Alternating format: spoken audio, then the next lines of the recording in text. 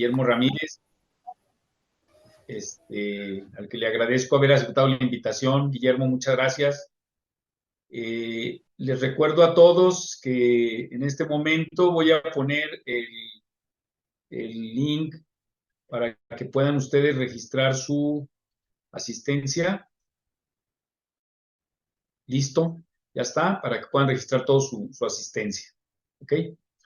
Bueno, pues, como les decía, ya tenemos aquí a nuestro invitado, un compañero, amigo, colega, que ha estado trabajando mucho todo lo del área jurídica. Él es licenciado en psicología, aparte tiene su maestría, está haciendo los estudios de doctorado. Él ha sido presidente del Colegio Oficial de Psicólogos del Estado de Colima, ha participado en la Federación Nacional de Colegios, Sociedades y Asociaciones de Psicólogos de México, y también pues es una persona muy activa en todo el ámbito de la justicia. Él es perito y bueno, ¿para qué les cuento más, no?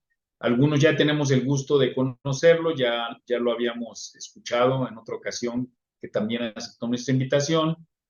Y pues déjenme ponerles esta noche, que de hecho pues es la última sesión del Programa Nacional de Actualización Continua para Psicólogas y Psicólogos, como les mencionaba. Bueno, antes de mencionar su participación, yo quiero retomar una reflexión de Mahatma Gandhi que dice: lo más atroz de las cosas malas de la gente mala es el silencio de la gente buena. Y bueno, esta noche tenemos la participación del maestro Guillermo Ramírez Zavala, quien nos va a hablar sobre la responsabilidad ética y legal del profesional en psicología para el ejercicio de la denuncia ante el conocimiento de un hecho delictivo. ¿Sí? Pues es un tema muy interesante. En los días previos, pues muchos nos han comentado que es un tema importantísimo porque muchos compañeros y compañeras se presentan situaciones de una situación delictiva en la atención a personas y luego qué hay que hacer, cómo hay que hacerle, qué implicaciones tiene éticamente, jurídicamente. Y bueno, pues qué más, qué mejor que Guillermo, que ha estado trabajando en esto, que está desarrollando un proyecto de investigación, pues nos hable de ello, ¿no? Guillermo, muchas gracias por aceptar la invitación. Bienvenido y adelante. No, muchísimas gracias, maestro. Yo encantado de nuevamente estar aquí con algunos colegas. Hay un saludo al maestro Ángel, un fuerte abrazo a la distancia y bueno, algunos otros colegas que aquí los ando viendo. Pues sí, es un tema, la verdad, de mucho interés personal. Es un tema que vengo trabajando más o menos desde el 2016. Creo que se enfatiza mucho con el trabajo que hace la FENAPSIM en su momento a la hora de incorporar un artículo que lleva por nombre artículo 19 en el Código de Ética, que tiene que ver con el tema del ejercicio de la denuncia, y que creo que cada vez más el tema se vuelve más sensible y a lo mejor pierde el dilema como en algunos años anteriores se tenía. Sin embargo, pues sigue habiendo cierto desconocimiento, a lo mejor para el ejercicio de la denuncia. Actualmente estoy cursando de nueva cuenta otro posgrado, en este caso es el de bioética por parte de la Facultad de Derecho de la Universidad aquí de Colima. Es un posgrado adherido al padrón CONACYT y bueno, nos exige de alguna otra manera hacer esos ejercicios de divulgación de los avances. Y en este caso, ya en su momento creo que había tocado el tema con ustedes también. Creo que en este momento voy aterrizando o sistematizando cada vez más la información y veo como un panorama a corto, mediano y largo plazo, ¿no? En este primer panorama, creo que a corto plazo es sentar las bases del marco normativo que existe para poder darle claridad a la justificación del ejercicio de la denuncia, ¿no?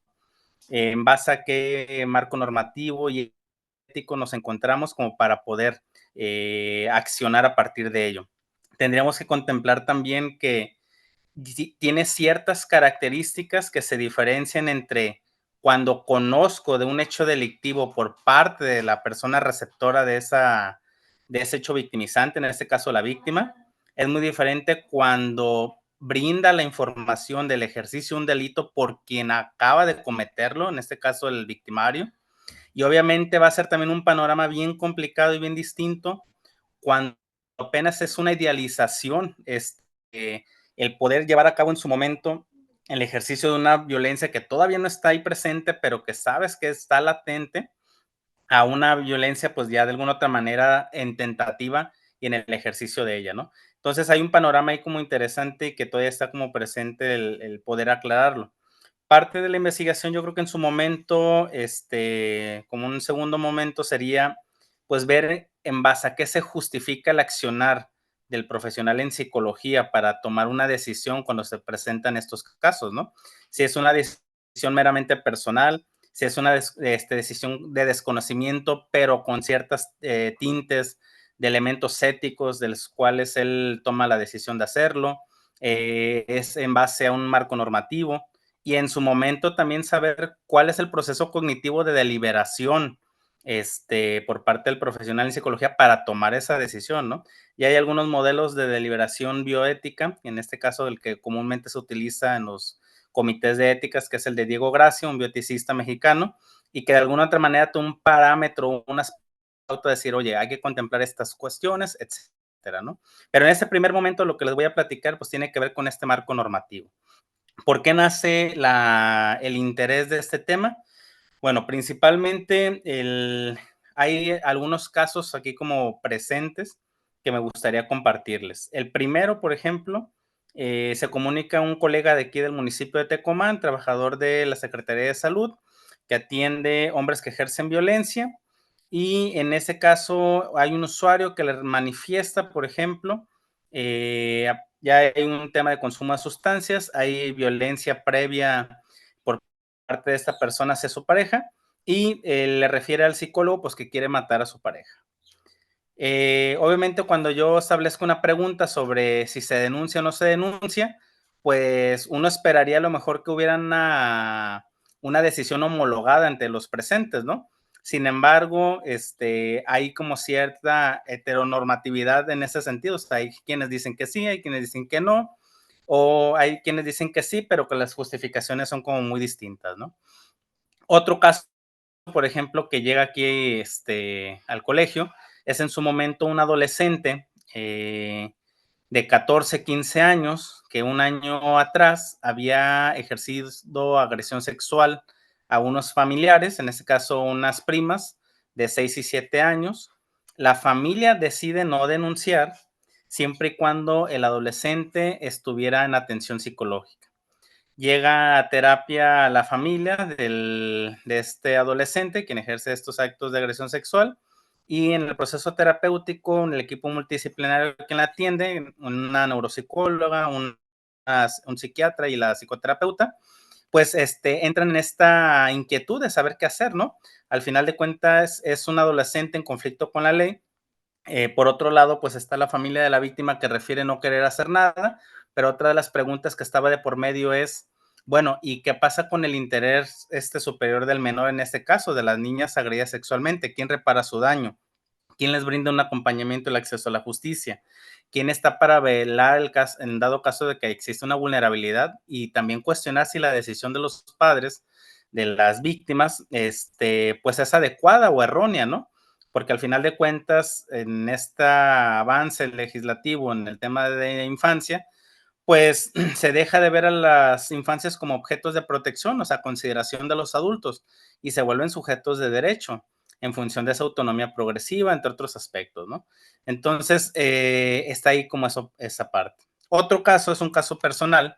Hace como 4 años llega a consulta un joven de 22 años aproximadamente, involucrado en el crimen organizado, y bueno, refiere que había salido de la venta de droga y pues él manifiesta que por haber hecho como buenas chambas, se refiere que le dieron la oportunidad de salir, ¿no?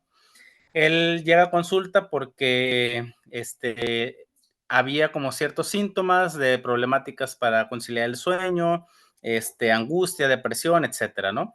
Y entre todo eso él manifiesta que en alguna situación lo ponen en conflicto porque le solicita el grupo criminal en el que estaba poder privar de la vida a un compañero en la venta de la droga en la que estaba, ¿no? Él refiere esa situación a que había pasado hace como 4 años aproximadamente, y una de las dudas ahí en ese caso, bueno, ¿qué hace uno, no? O sea, ¿hasta dónde llega el límite y el alcance de la confidencialidad y el secreto profesional cuando entra el conflicto con el aspecto, por ejemplo, del respeto a los derechos humanos, cuando entra en conflicto, cuando hay posiblemente una situación de gravedad hacia un tercero o hacia uno mismo o hacia la misma persona que estaría siendo atendida, ¿no? Entonces, en ese sentido, pues yo les voy a platicar un poquito de la información que existe para que ustedes puedan contemplar un poco de lo que hay en este marco normativo y estos antecedentes, no solamente personales, sino que están presentes en nuestro actuar cotidiano de nuestra profesión, ¿no? Hay un antecedente muy relevante de tiempo atrás en Estados Unidos que tiene que ver con el decreto Tarasov y que es este parteaguas para poder hablar de estos temas al día de hoy. Bien, voy a compartir pantalla, maestro, y me comenta si se ve.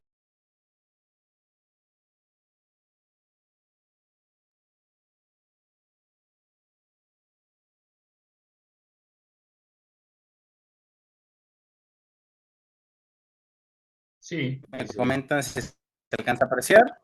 Sí, sí se ve bien. Sale.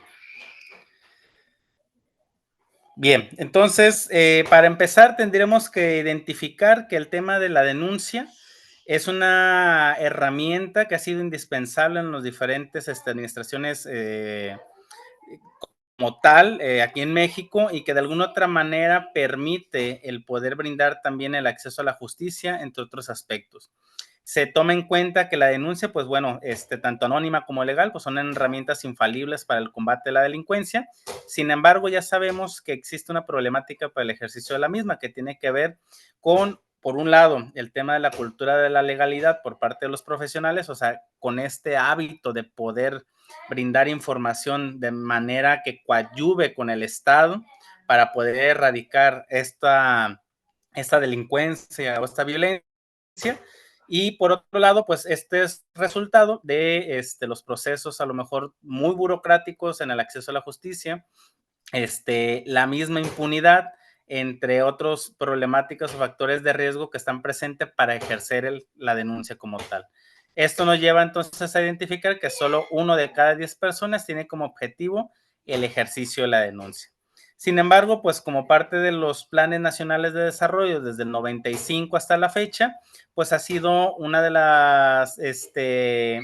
los temas de manera relevante por parte del Estado para exponerlo dentro de su administración. El Plan Nacional de Desarrollo en el 95, pues hablaba, por ejemplo, del tratamiento de la violencia a través de una denuncia oportuna. El Plan Nacional de Desarrollo del 2001 hablaba sobre la denuncia como un ejercicio de participación ciudadana y de alguna otra manera, también teníamos por acá que en el 2007 al 2012 el ejercicio de la denuncia se vuelve a partir de la construcción, por ejemplo, de los consejos ciudadanos de seguridad pública. Consejos ciudadanos que de alguna otra manera permiten la coadyuvancia entre la sociedad de manera organizada y este proyecto como tal. Ya en su momento, en la administración pasada federal, pues hablaba de la denuncia, pero como una herramienta para erradicar la violencia en las infancias, y actualmente se habla de la denuncia, pero para el poder erradicar la corrupción, ¿no? A través de este ejercicio. Una de los temas que también me lleva a poder empezar como a hablar de estos tópicos, pues tiene que ver principalmente por 2 documentos que me llaman mucho la atención y me llevan pues a hacer este ejercicio de cuestionamiento. Por un lado, en 2016 aproximadamente estaba estudiando un curso por parte de la Suprema Corte de Justicia, que era el curso de especialización en psicología forense en el caso de niñas, niños y adolescentes.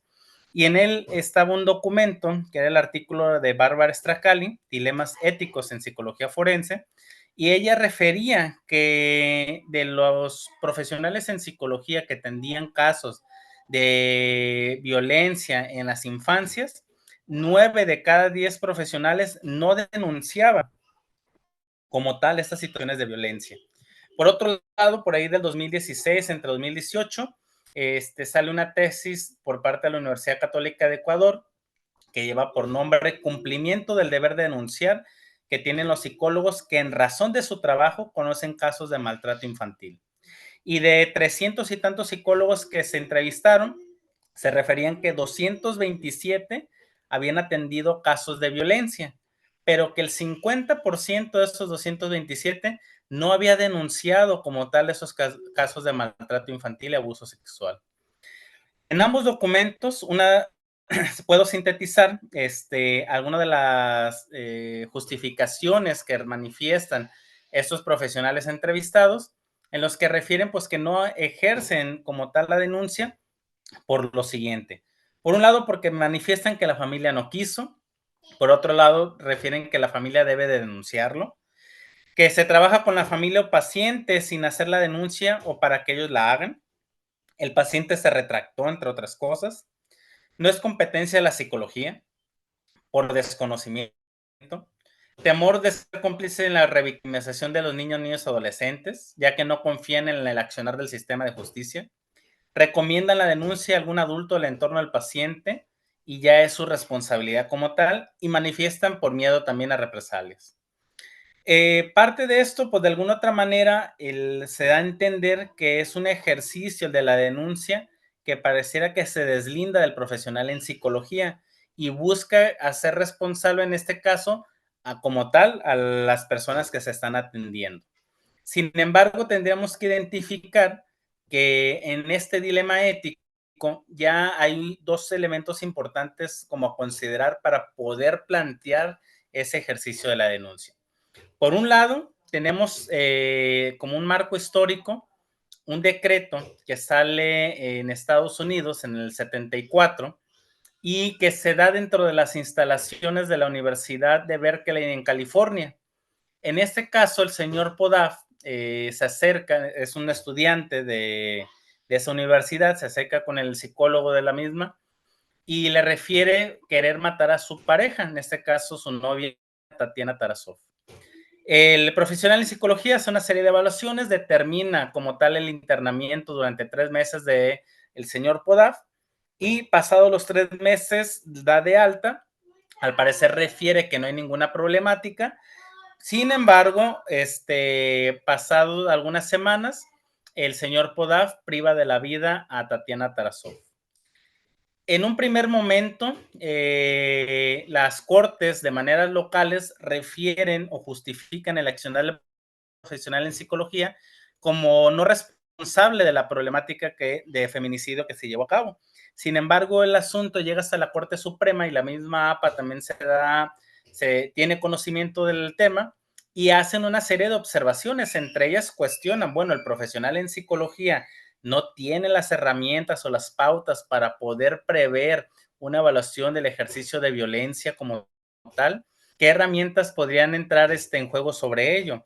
Otra de las cosas es hablar sobre la problemática que hay cuando hay de por medio un tercero o el mismo terapeuta, la misma víctima que pudiera estar en riesgo y cuál sería el mecanismo de seguridad para poder prevenirlo como tal, ¿no? En su momento, tanto la APA como la Corte Suprema pues establecen que el profesional en psicología tendría las competencias para evitar un daño mayor como tal, hasta a través del ejercicio de esta denuncia, ¿no? Ya en su momento, Salinas, también tocando el tema, pues refiere que si bien tenemos ciertos principios que tienen que ver con este resguardo de la confidencialidad y del secreto profesional desde una perspectiva bioeticista, por ejemplo, más personalizada, que tiene que ver con cuáles serían las problemáticas a la hora de romper estos principios sobre el usuario y a lo mejor la perspectiva que tendría el usuario sobre el profesional en psicología, pues Salinas refiere que estos son prima facie, o sea, no son absolutos, sino son de un primer momento y que se va a evaluar el caso concreto para determinar cuál sería el accionar del profesional y evitar riesgos mayores, ¿no?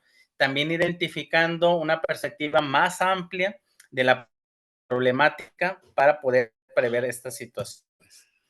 Por otro lado, una de las problemáticas que me lleva a poder plantear el tema sobre el ejercicio de la denuncia y poder cuestionar el absolutismo en el cual tenemos el principio de confidencialidad y secreto profesional en la atención psicoterapéutica, pues tiene que ver con el tema de la violencia hacia la mujer por cuestiones de género, ¿no?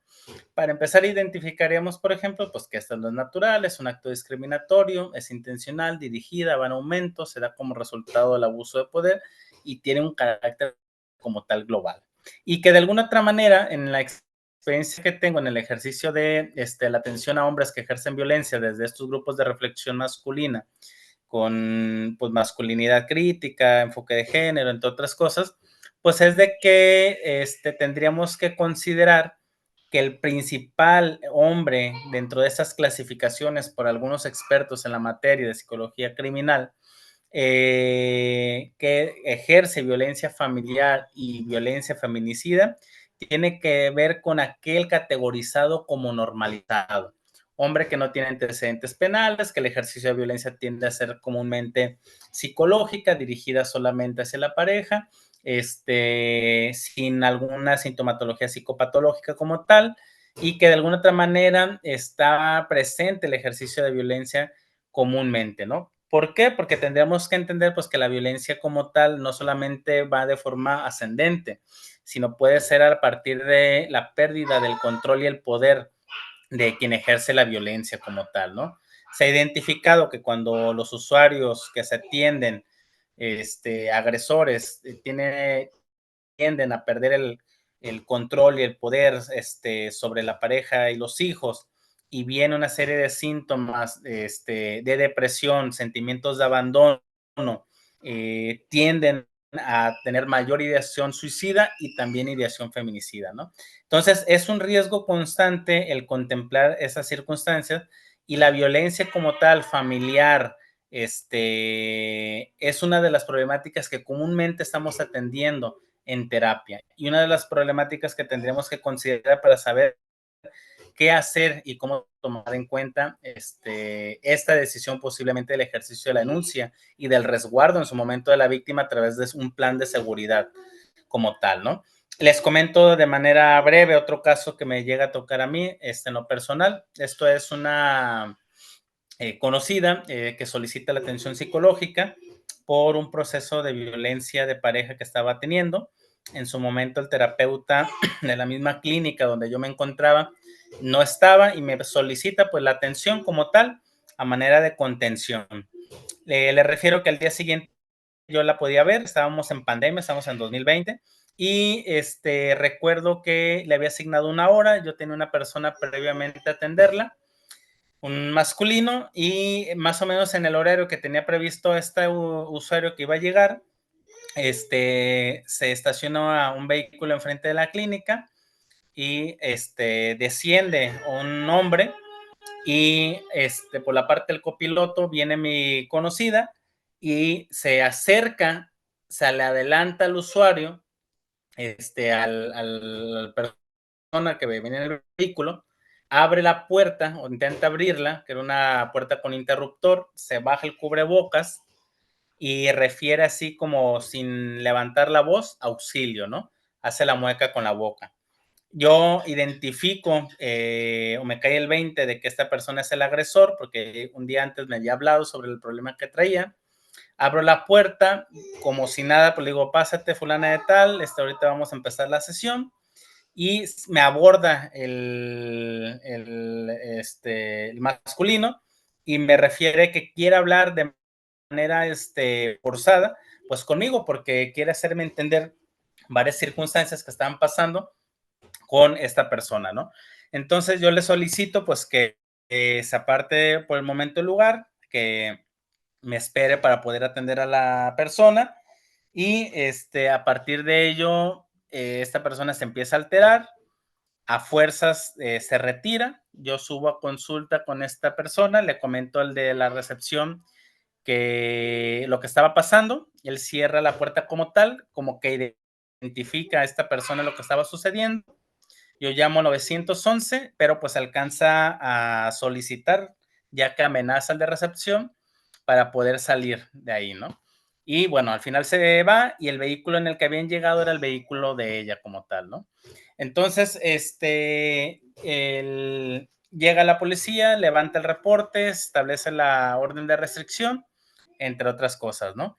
Me doy cuenta, pues, que esta persona, la persona agresora, pues es una persona que trabaja en la Procuración de Justicia como custodio en su momento del fiscal y pues que obviamente el riesgo era muy elevado pues de ejercicio de violencia con el uso de algún arma, ¿no? El caso es de que la problemática de violencia de género es algo que comúnmente nos va a suceder el que podamos estar interviniendo y la pregunta es ¿qué mecanismo tenemos o protocolo para el resguardo de la víctima, para nosotros o para la persona que pudiera ejercer la violencia como tal, ¿no?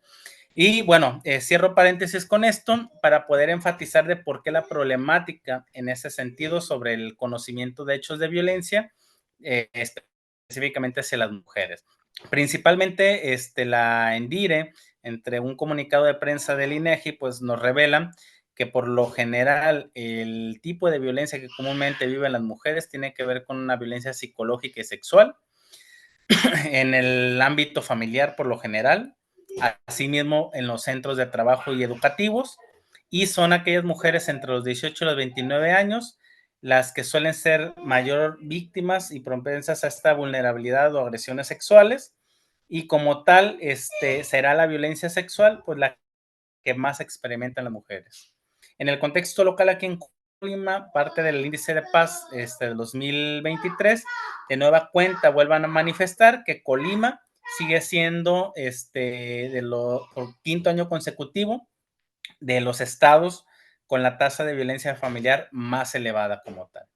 Entonces, tendríamos que identificar la necesidad de poder establecer pues una estrategia de cómo brindar el acceso a la justicia, prevenir el ejercicio de violencia hacia las mujeres y establecer los mecanismos para erradicar la misma, ¿no? Sin embargo, no es tan sencillo. ¿Por qué? Porque tendríamos que contemplar cada caso en particular. Y algo que nos va a poder dar como cierta luz en su momento para establecer la deliberación de cómo tomar la decisión para el ejercicio de la denuncia sería la intersección como tal de la situación en específico de la mujer que se está atendiendo. ¿Cuáles son las condiciones económicas, sociales, culturales en las que se encuentra para saber establecer como tal el acompañamiento y el acceso a la justicia? Porque no va a ser sencillo ni va a ser algo fácil como tal, simplemente establecer el mecanismo de la denuncia sin poder prever también las consecuencias que vienen a corto, mediano y largo plazo a partir de esto, ¿no? Bien, seguimos. Entonces, parte del trabajo, la pregunta que me hago, pues tiene que ver si es responsabilidad del profesional en psicología denunciar y promover la denuncia ante el conocimiento de una situación de violencia dirigida a las mujeres en el marco de su práctica profesional, tanto pública como privada.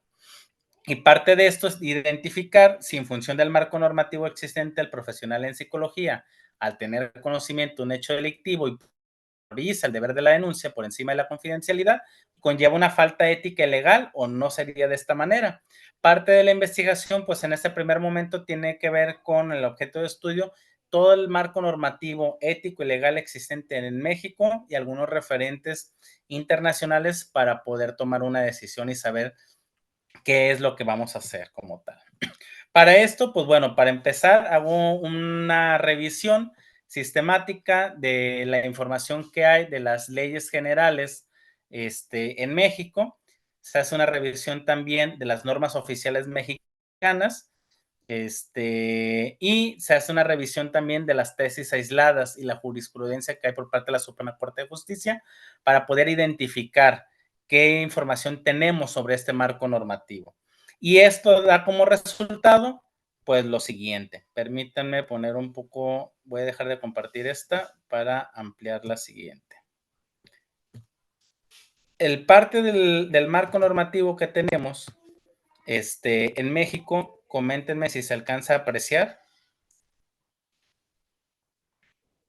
Sí. Bien, tenemos para empezar ciertas consideraciones éticas, ¿no? Por un lado tenemos los elementos que propicia la APA, que tiene que ver con el elemento 1.02, que nos habla sobre los conflictos entre la ética y la ley.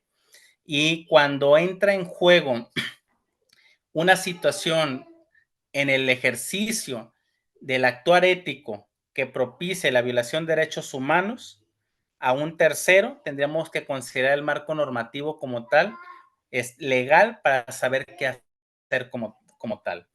Además, la misma APA nos establece ya una serie de consideraciones sobre la revelación de información y en qué casos se puede dar.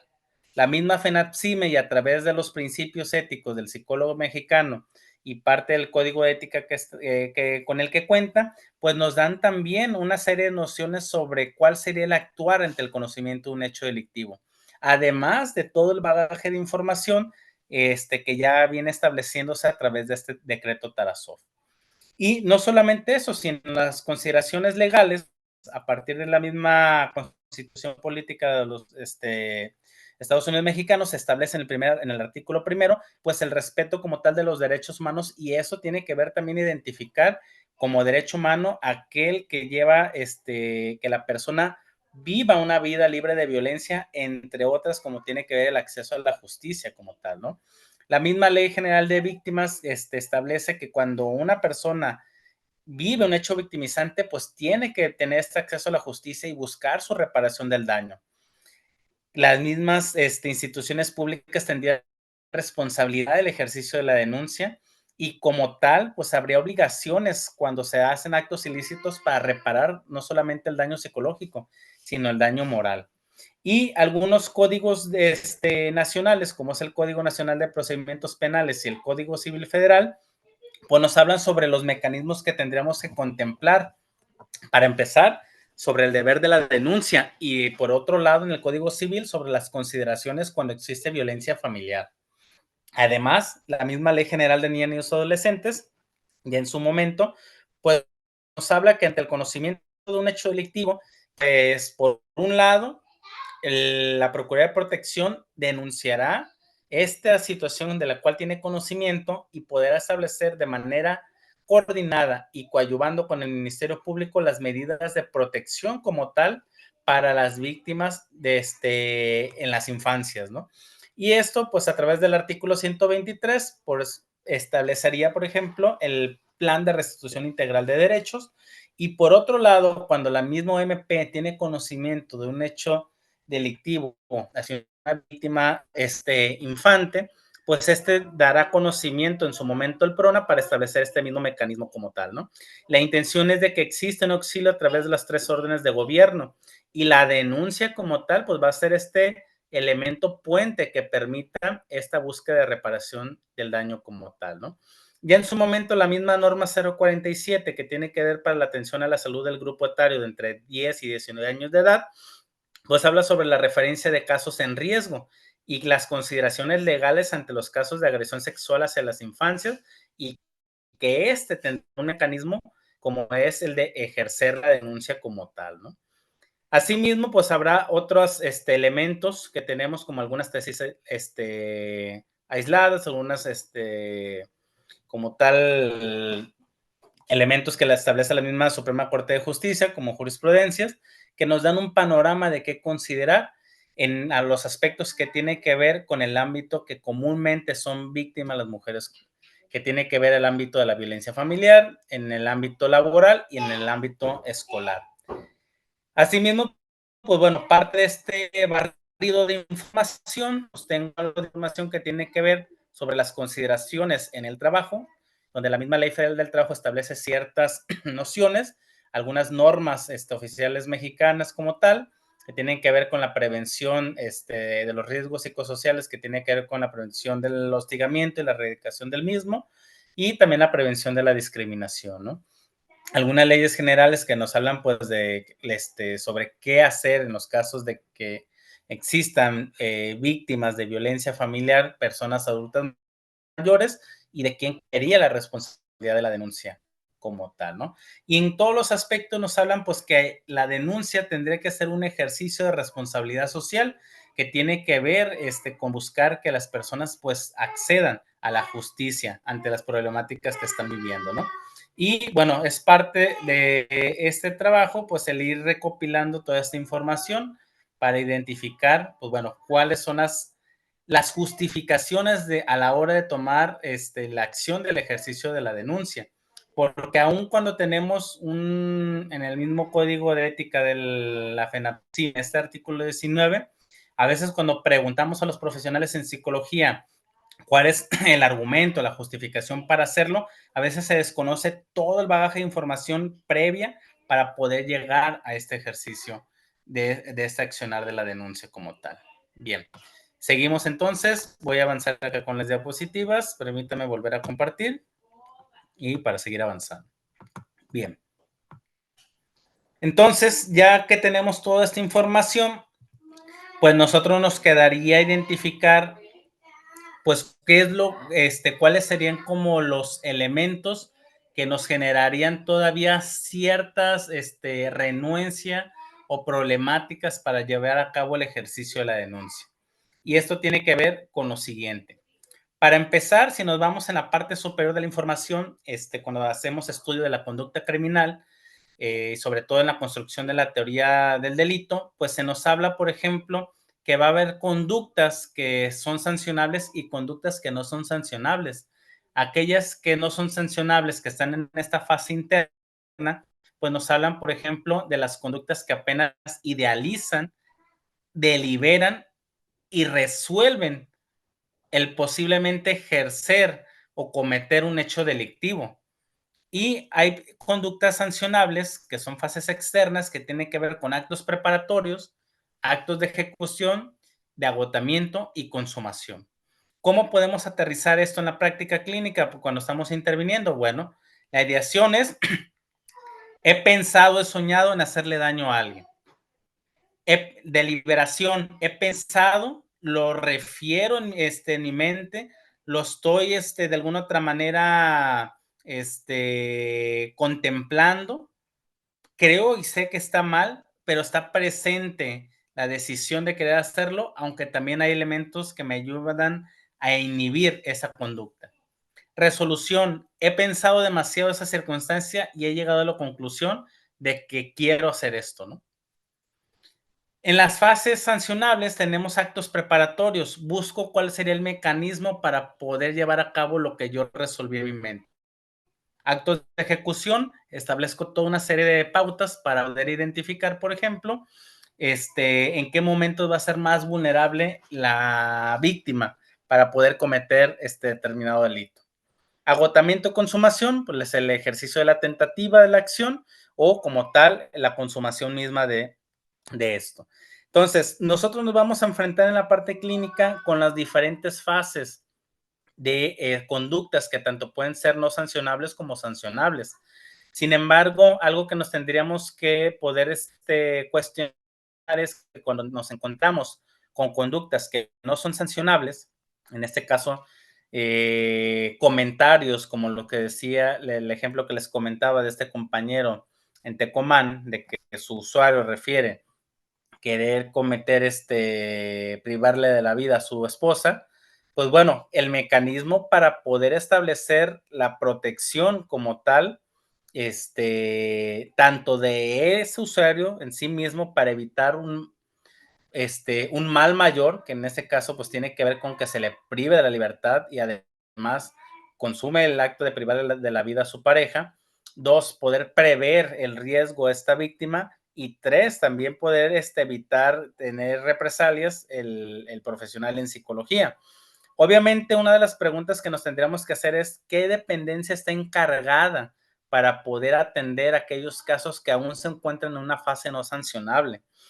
Porque si ya identificamos que el usuario nos está diciendo que acaba de comprar un arma para poder llevar a cabo esto, pues estaríamos identificando que hay un riesgo más latente para poder ejecutar la acción que él está maquilando en su cabeza, ¿no?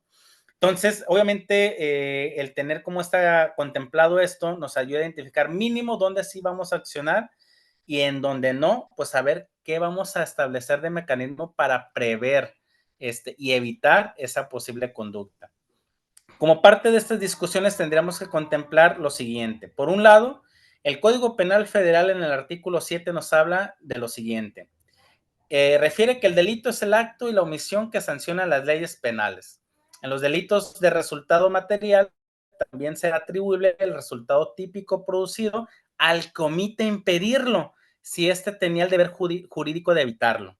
La APA pues, nos habla ciertas consideraciones sobre qué hacer cuando entra en conflicto la ética y la ley y hay de por medio terceros involucrados que estarían en riesgo. Nos habla también sobre las consideraciones de la revelación de la información. La misma FENACIME tenemos por ahí algunos principios, así como su código de ética en el artículo 19, y el Código Nacional de Procedimientos Penales nos habla exclusivamente en el artículo 222 del deber de denunciar como tal. Y que toda persona que tenga conocimiento, que le conste que se ha cometido un hecho probablemente constitutivo de delito, está obligada a denunciarlo. Como tal, también por otro lado, algo que nos lleva a poder cuestionar si en todo momento el ejercicio de la denuncia es un ejercicio viable, pues tiene que ver con que el mismo Código Penal Federal refiere que es un delito la revelación de secretos. Entonces ahí nos pone como a dudar y a poder identificar pues, el conflicto o el dilema ético en el cual pues se viene hablando en diferentes países y de tiempo atrás, ¿no? Y fíjense lo que refiere el artículo 210 sobre el delito de revelación de secretos. Dice, se impondrán de 30 a 200 jornadas de trabajo en favor de la comunidad al que sin justa causa, 1, con perjuicio de alguien, 2, y sin consentimiento del que pueda resultar perjudicado, revele algún secreto o comunicación reservada que conoce o ha recibido con motivo de su empleo, cargo o puesto. Si ponemos mucha atención aquí, ya más o menos estamos contemplando qué tendríamos que tomar en consideración para evitar caer en una problemática tanto en los dos hemisferios de este dilema. Por un lado, sobre el deber jurídico de denunciar y por otro lado, no caer en el delito de la revelación de secretos. No será delito revelar secretos cuando se hagan con la justa causa, o sea, el razonamiento para poder saber por qué sí voy a hacer el revelar cierta información. Cuando no exista un perjuicio de alguien, yo tendría que valorar si no comento algo y la persona comete lo que está planeando, pues habrá un mayor mal que pueda establecerse para el mismo usuario, que tiene que ver pues con la privación de la libertad y las consecuencias que vienen a la hora de cometer determinado delito, ¿no? Y por otro lado, cuando se revela la información sin consentimiento, ¿qué hacen unos colegas actualmente acá en el Colegio de Psicólogos? En el mismo aviso de privacidad y el consentimiento informado, se establece una pauta para poder hacer del conocimiento de la persona que si se tiene conocimiento de un hecho delictivo, el profesional en psicología tendría que actuar como tal, ¿no? Entonces, se evita de alguna otra manera el que esté en desconocimiento el usuario que se atiende. Pero me podrán preguntar, y como parte de algunos artículos que he estado revisando sobre los dilemas éticos en los casos de la confidencialidad y el secreto profesional, que tiene que ver con que, bueno, ¿cuál sería la imagen del profesional en psicología ante la sociedad cuando éste quebra como tal el secreto profesional? Y no solamente tendríamos que contemplar posiblemente como la mala imagen que se crea, sino identificar también, como parte de algunos otros comentarios de estas investigaciones, pues de que el profesional en psicología de alguna otra manera reafirmaría también su profesionalismo y el poder tener la responsabilidad social de poder accionar para erradicar y evitar la violencia dirigida hacia las mujeres. No por nada hay un documento por ahí del 2010 aproximadamente que habla sobre la denuncia como efecto terapéutico en los casos de infancias víctimas de agresión sexual, ¿no? Y en las que refiere, pues, que el mecanismo de la denuncia se vuelve importante para el infante, ya que al ser víctima de un adulto y tener de acompañamiento otro adulto que vela por su bienestar, pues puede reestructurar la idea ya preconcebida sobre este adulto que le ha agredido como tal, ¿no? Pero, pues bueno, parte de esto no es una tarea sencilla ni es algo fácil de hacer. Yo le comentaba a los maestros aquí en la maestría de bioética, pues que a lo mejor unos años atrás tenía como muy bien aterrizado el creer que en todo momento se tiene que ejercer la denuncia. ¿Qué me doy cuenta ahora? Pues que se tendrá que analizar el caso concreto desde múltiples perspectivas para saber qué hacer. Desde una visión de una bioética utilitarista o universalista, ¿cuál sería la razón de poder ejercer la denuncia en beneficio y en función de la sociedad, de otras personas víctimas como tal, de otros, o para el beneficio de otros profesionales en psicología del mismo gremio y para el mismo usuario? También identificar cuál sería el impacto directo hacia la persona ante el ejercicio de esta denuncia y de alguna otra manera también ponderar entre los principios que tienen que ver con mayor beneficencia, menor maleficencia, la justicia y la autonomía del mismo usuario, ¿no? No por nada, entre múltiples métodos, aproximadamente son como 11, uno de los que destacan sobre las tomas de decisiones morales y éticas en la salud, pues tiene que ver con el modelo deliberativo de Diego Gracia. Y desde el 2001 establece como ciertos principios y actores que implican la toma de decisión ante ciertos casos. De manera general, planteo los siguientes 9 que habla este modelo deliberativo. Por un lado, yo tengo que identificar y discutir los aspectos clínicos del caso, identificar los problemas morales en juego, elección de ese problema moral más significativo del cual nos preocupa, que puede ser la comisión de un hecho delictivo por parte de un usuario que atendemos o al tener conocimiento por parte de la víctima que está siendo vulnerada como tal, ¿no?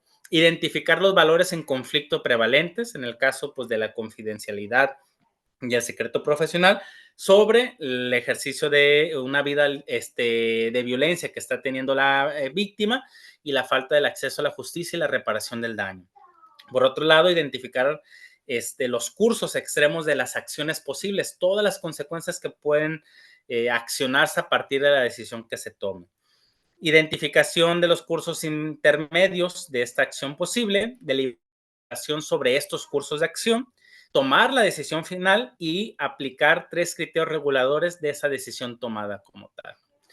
¿Con qué me encuentro? Pues bueno, que el ejercicio de la denuncia va a ser un ejercicio complejo que se tiene que analizar en cada caso concreto y poder establecer los mecanismos para poder evitar caer también entonces en el ejercicio de un delito a la hora de revelar cierta información. Para empezar, tendremos que identificar que la confidencialidad pues, es un aspecto fundamental en la relación ¿sí? Psicólogo-paciente, pues ya que promueve confianza y permite la comunicación abierta entre las partes. Sin embargo, el alcance y los matices de esta pueden variar como tal, ¿no? Dependiendo de los factores como los principios éticos y las obligaciones legales del psicólogo. En situaciones en las que el deber de confidencialidad entra en conflicto con otras obligaciones éticas o legales, se anima a los psicólogos a considerar los mejores intereses de sus pacientes, así como las implicaciones más amplias de sus acciones. La comparación entre la revelación de secretos y el deber de informar resalta la necesidad de un enfoque equilibrado que tenga en cuenta consideraciones éticas y obligaciones legales como tal. Entonces, a grandes rasgos, pues bueno, esto es parte del avance que tengo de información y pues obviamente me encantaría escuchar un poco sobre, pues, qué les llama la atención, qué les mueve, se identifican con algunos de los casos que les comentaba, en qué situaciones han encontrado ustedes y qué han hecho como tal, ¿no? La decisión es difícil, eso es claro. Me queda claro todavía que necesitamos identificar un modelo que nos dé certeza de nuestro actuar, pero sí tendríamos que contemplar que hay un marco normativo que por un lado nos exige el ejercicio de la denuncia para prever y erradicar la violencia dirigida hacia las infancias y hacia las mujeres. Pero por otro lado también tenemos una responsabilidad de cómo se rompen estos principios de confidencialidad y secreto profesional por un bien mayor, si lo ponemos de esa manera, ¿no? Y pues bueno, hasta aquí sería como parte de la información a compartirles, maestro José. Adelante. Perdón, muy bien. Pues aquí hay un comentario de Francisco Anguiano, dice, muy difícil la toma de una posición ante la situación ética, tanto profesional como ciudadano, parte de un grupo social, ¿no? Yo estaba pensando también en el problema de la violencia, si con los estudios clínicos hemos visto que una persona que ha sido víctima de la violencia probablemente va a volver a ser violentada, bueno, pues ahí yo creo que es muy complicado, ¿no? Porque por un lado, pues la estamos exponiendo si no colaboramos con ella, si no, no sé, si a lo mejor en un primer momento motivar a que la persona denuncie, que reciba el apoyo, pero ahí hasta dónde nos convertimos en cómplices silenciosos, ¿no? Entonces, ahí sí es una situación pues, muy complicada, que además puede afectar el proceso, si la persona no quería que denunciaran, Claro. Puede afectar el proceso técnicamente, ¿no? Bueno, aquí está Francisco Anguiano, vi que está levantando la mano. Adelante, Francisco. Sí, buenas noches. Muchas gracias por la información el día de hoy. Yo quisiera aprovechar la oportunidad, para hacer la referencia a dos casos o dos situaciones que en la práctica clínica me han sucedido y que me gustaría, me voy a poner en tela de juicio, hablando de la parte ética, porque Sí, ante estas situaciones he tenido que en su momento como interventor en la atención tomar decisiones. claro. Un caso hace ya más de un año de un menor de 15 años de edad. Llega la cuestión de terapia por autolesiones y 2 intentos de suicidio, y ya dentro del proceso de la entrevista, obviamente los padres lo llevan prácticamente obligado. Sucede que el menor a edad de 10 años presenció él una situación de agresión sexual dentro del mismo sistema familiar a una de sus hermanas por parte del papá. Los papás lo llevan por la cuestión de la atención, sale toda esta situación y tú te das cuenta pues que es un delito y lo tienes que denunciar. Sin embargo, uno trata de respetar los derechos del paciente y ver cuál es la alternativa o la situación. Dentro de este proceso, pues tuvimos que abordar toda la situación de lo que lo estaba llevando a ese sentido de falta de sentido de vida y todo lo demás. Y tuvo que haber un momento en el que tuvo que confrontar esto con el sistema familiar. Sin embargo, yo no podía, por mismo acuerdo del paciente, decirle a la familia cuál era la causa de origen de la situación, cuando había sido dentro del mismo sistema familiar, había el sí un papá con los que convivían y la misma mamá teniendo el conocimiento. Pero bueno, se hizo la intervención después de un momento, después de varias sesiones, el muchacho pudo abrir la situación de comunicación en una sesión familiar y bueno, se aborda toda la situación. A partir de ese momento empezamos a tener un seguimiento continuo, la familia y el usuario, por más de 6 meses, y obviamente empezó a haber muchas mejoras. Pero a mí me queda aquí la duda, ¿realmente hasta dónde es mi responsabilidad ante un hecho de este tipo tenerlo que haberlo denunciado? Y sin embargo no lo hice por voluntad del menor, además que era menor de edad, y a quien tenía que pedirle consentimiento eran los adultos, y básicamente al papá y a la mamá, cuando el papá fue el que generó la agresión, y ellos seguían dentro del sistema familiar. Esa es una duda que me queda. Yo tomé un criterio, no lo denuncié, se dio un seguimiento, los tuve más de un año en atención, la situación mejoró mucho, ya después tuve sesión individual en algún momento con la pareja, se aclararon muchas situaciones, pero bueno, esa situación estaba ahí, se presentó, sucedió, es un delito, tiene un tiempo de prescripción. Sin embargo, yo no hice el procedimiento para la denuncia. Otro caso diferente, atendemos asesoría a centros de internamiento donde nos llegan personas por consumos de drogas. Gran cantidad de personas que llegan, sí llegan por una situación de consumo de drogas, pero muchas llegan asociadas a otro tipo de delitos.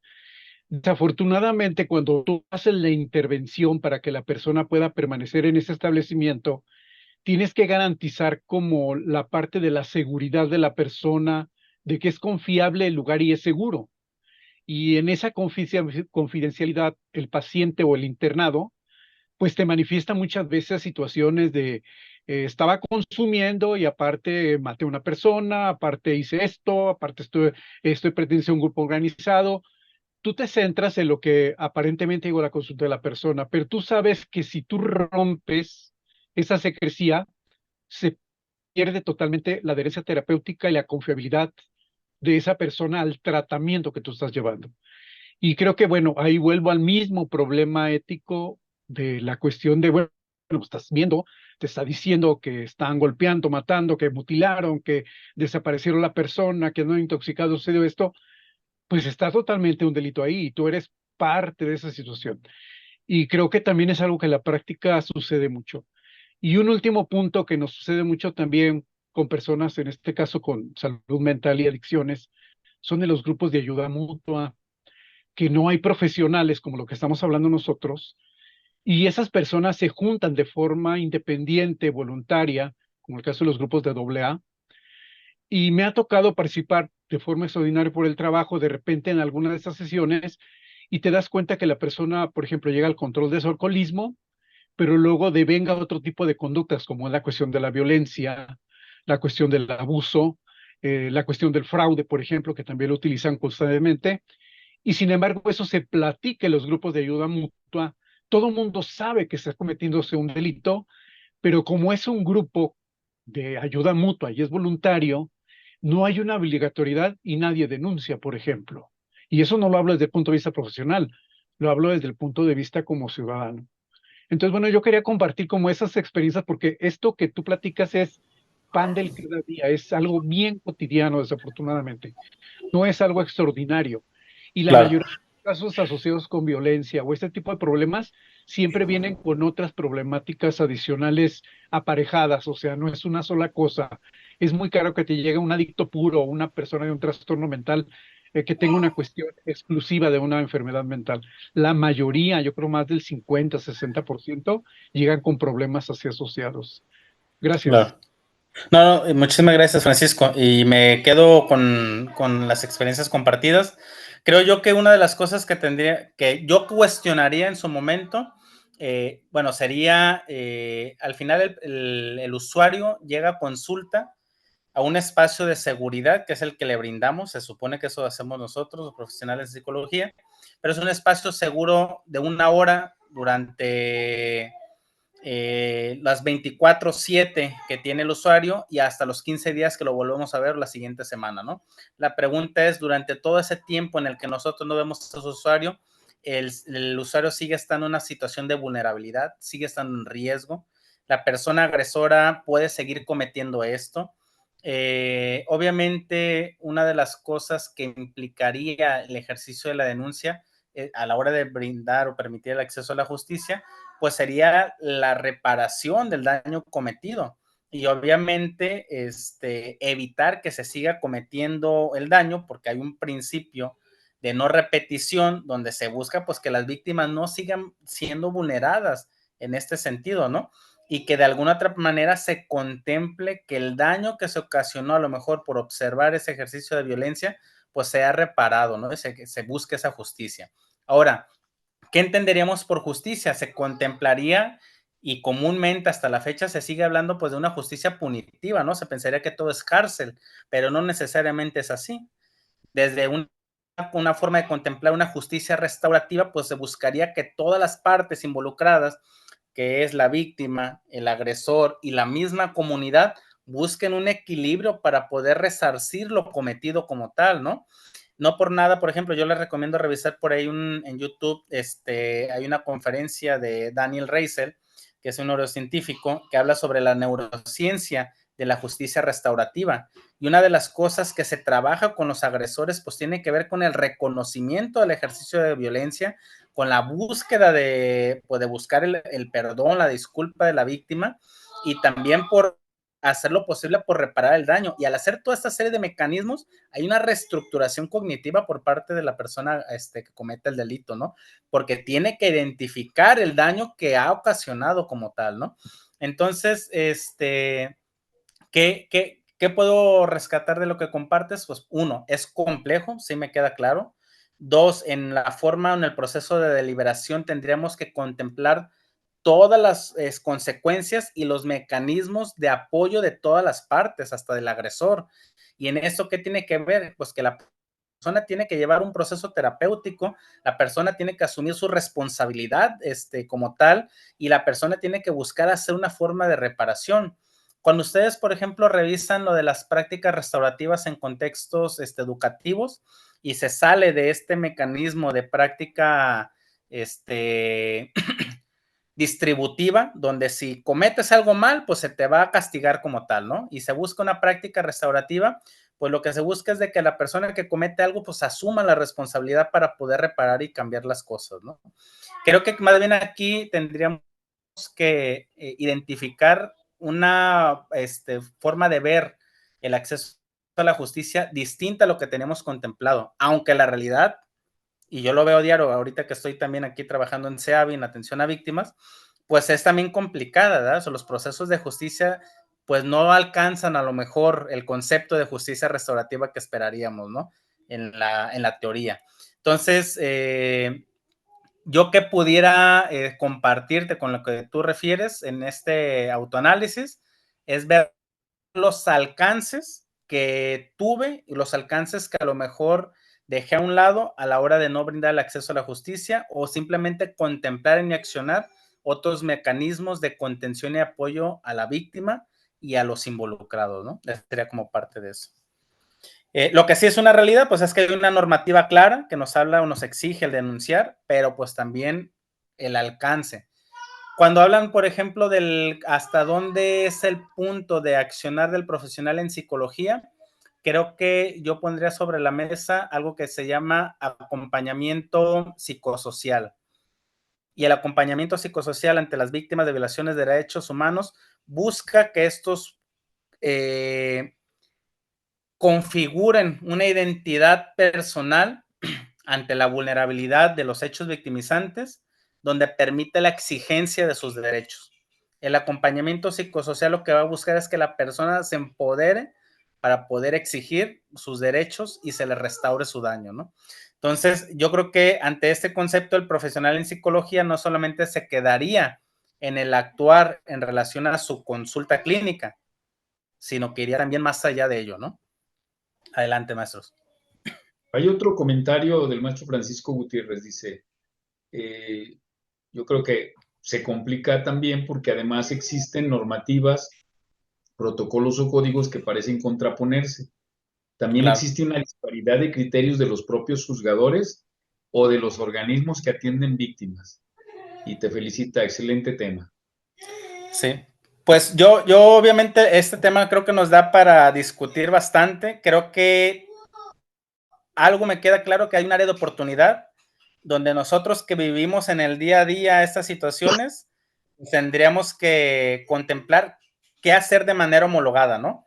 Que no exista esta disparidad de acciones entre unos y otros. Si bien cada caso concreto se va a analizar de esa manera, creo que tendríamos que para empezar contemplar un accionar como homogéneo, ¿no?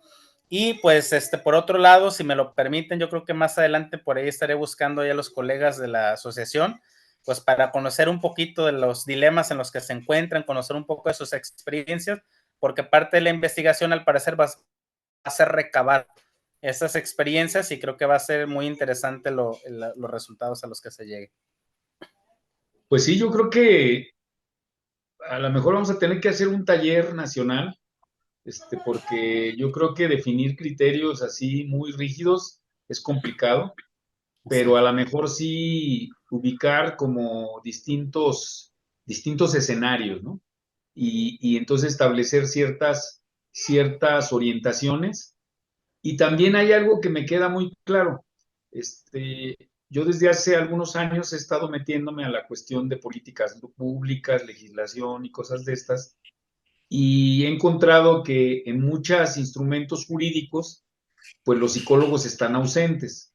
Claro. Por ejemplo, en el área en el campo de la salud, pues todo está orientado hacia los médicos. En el campo de la justicia, generalmente está orientado para los abogados, ¿no? Entonces, es como un área que está media, pues sí, abandonada o no retomada. Y yo creo que sí, a lo mejor tendríamos que hacer un buen ejercicio como para qué situaciones habría que sopesar y ver cuándo sí, cuándo no, hasta dónde, ¿verdad? Claro. Pero es un tema que a lo mejor vamos a tener que dejar como en la agenda para seguir trabajando. Y bueno, qué mejor que tú andes precisamente desarrollando tus trabajos en ese sentido, ¿no? Sí, no, pues Muchas muchísimas gracias. Pues ahí estoy a su disposición, maestro. Igual un saludo por aquí a Aide. Un gusto, un abrazo a la distancia. Y pues nada, yo quedo a su disposición. Me pueden encontrar ahí en redes sociales como Guillermo Ramírez Zavala. Más adelante ahí les estaré compartiendo más avances y pues nada, yo agradezco aquí el espacio y la oportunidad, maestro. No, pues gracias a ti y permíteme decirte que, mira, pues a nombre de mis compañeras y compañeros, te vamos a hacer llegar esta constancia, pues con todo nuestro agradecimiento, nuestro afecto por tu disposición, para entrarnos a esta reflexión, pues este intercambio de experiencias. Te vamos a hacer llegar esta constancia y también tenemos un presente. Pues sé que no nos estamos viendo pronto, pero yo espero que en el mes de enero, a lo mejor probablemente voy a andar por allá por Colima y pues te busco y entregarte el presente, ¿no? Guillermo, muchas gracias, te agradecemos mucho y pues seguimos en contacto y todo lo que también esté de nuestra parte para apoyar allá al Colegio Oficial de Psicólogos del Estado de Colima, cuenta con nuestro apoyo, ¿no? No, pues muchísimas gracias, estamos ahí al pendiente, que tengan una excelente noche, saludos. Gracias, Guillermo. Hasta luego, bye. Aquí en el chat hay varios compañeros que te están felicitando por el tema, un tema pues que a veces le hemos sacado, ¿no? Le hemos sacado a abordarlo, por lo complicado, ¿sí? Y también como es un tema difícil porque también, por ejemplo, ahorita no se habló de luego lo que las personas violentas luego persiguen yo he visto casos en donde, por ejemplo, cuando se trabaja con mujeres, que la mujer se empodera y se fortalece, entonces el hombre violento le acusa al psicólogo de haberla cambiado, y entonces pues se van sobre ella, ¿no? Sobre él. Sí, hay una de las dudas ahí a veces es saber si el profesional en psicología también puede hacer uso de los mecanismos de órdenes de restricción. Aquí en Colima se ha dado el caso, por ejemplo, de una psicóloga, Sarita Salgado, que ella busca el mecanismo para poder protegerse ante una serie de amenazas. Entonces, o sea, más bien a veces desconocemos todas las herramientas para poder, pues, dar un excelente trabajo profesional, ¿no? Pues sí. Muy bien, pues muchas gracias, Guillermo. Nos vemos. Sale, maestro. Bueno, Hasta pues luego. también por aquí tenemos ya a nuestra compañera